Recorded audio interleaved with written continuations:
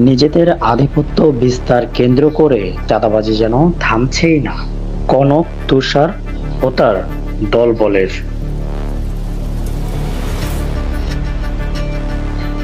ভিডিওতে দেখা যায় গাজীপুর টঙ্গী মোরকুন ব্যাপারী পাড়ার ফরহাদ ব্যাপারী তার নিজস্ব জায়গা ভাড়া দিয়ে আসছেন, আর সেই ভাড়ার টাকাতেই কনক, তুষার ও তার দলবল নিয়ে চাঁদাবাজি করতে আসে ফরহাদ ব্যাপারীর কাছে।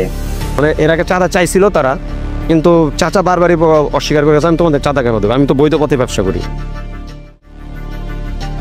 2025-এর মে 4 তারিখ আনুমানিক রাত 9 ঘটিকার সময় নগদ 2 লক্ষ টাকা চাঁদা দাবি করে কনক, তুষার ও তার দলবল ফরহাদ ব্যাপারীর কাছে আঘাত করছে।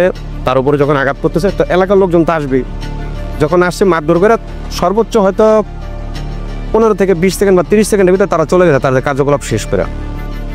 আর সেই চাঁদা দিতেই অস্বীকার করলে অতর্কিত এলোপাথারি হামলা চালায় কনক, তুষার ও তার দলবল মিলে।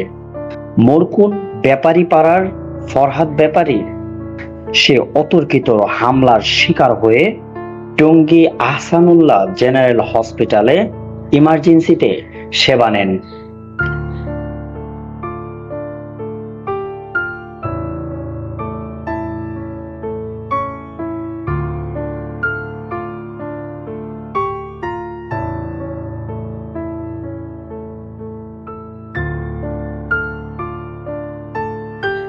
মাথায় জখম, ব্যান্ডেজ এবং শরীরের বিভিন্ন জায়গায় জুড়ে রয়েছে জখমের চিহ্ন। সাথে যে টাকা পয়সা ছিল, তার সাথে যে 2.5 লক্ষ টাকা ছিল, টাকাও নাই। তার গলায় একটা চেন ছিল স্বর্ণের, সেটাও নাই। হাতে 2টা আংটি ছিল, সেটাও নাই।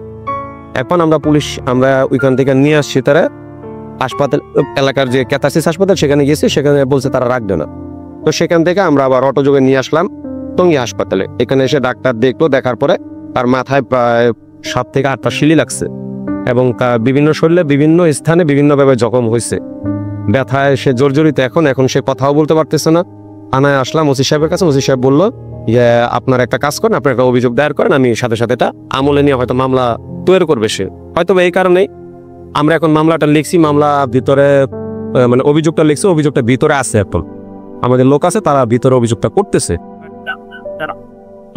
জি, আচ্ছা, তারা হলো আমাদের পার্শ্ববর্তী এলাকা, যেটা হলো মোরকুন মাস্টারপাড়া, আপনার আমরা জানি মোরকুন মাস্টারপাড়া, সে এলাকার ওরা হলো এলাকার ক্যাডার বললেই চলে, কারণ বাপ চাচাদের কাছ থেকে যেটা পাই আসছে তারা এলাকার ক্যাডার হিসেবে পরিচিত। তো এর ভিতরে হলো নাম হলো রাব্বি, কনক, তারপর এরা ছিল আর কি মূল শেল্টারে, মানে ওরা অ্যাটাক করছে ওদেরকে এসে। আরো এরকম 20-25 জন ছিল, হয়তো সবার নাম এখন মুখে আসতেছে না। আমরা এখন আইনি সহযোগিতা চাচ্ছি, আইন যেভাবে চলার কথা সেভাবে চললেই হবে, আমার অন্য কিছু দরকার নেই। এখন যদি তারা মনে করে যে না তারা অনেক কিছু করতে পারবে, টাকা পয়সা দিয়ে দমায় গেলবে, সেটা যদি তারা টাকা পয়সা দিয়ে দমায়, তাহলে আমরা উচ্চ আদালতে যাব।